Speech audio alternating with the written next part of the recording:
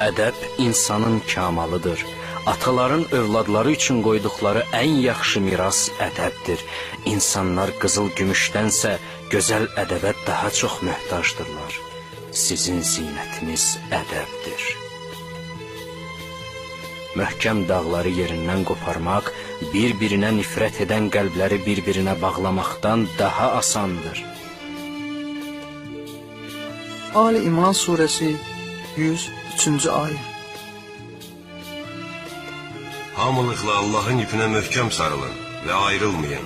Allahın sizə verdiyi nemətini xatırlayın ki, siz bir-birinizə düşmən ikən, O sizin qəlblərinizi birləşdirdi və onun neməti sayəsində bir-birinizlə qardaş oldunuz.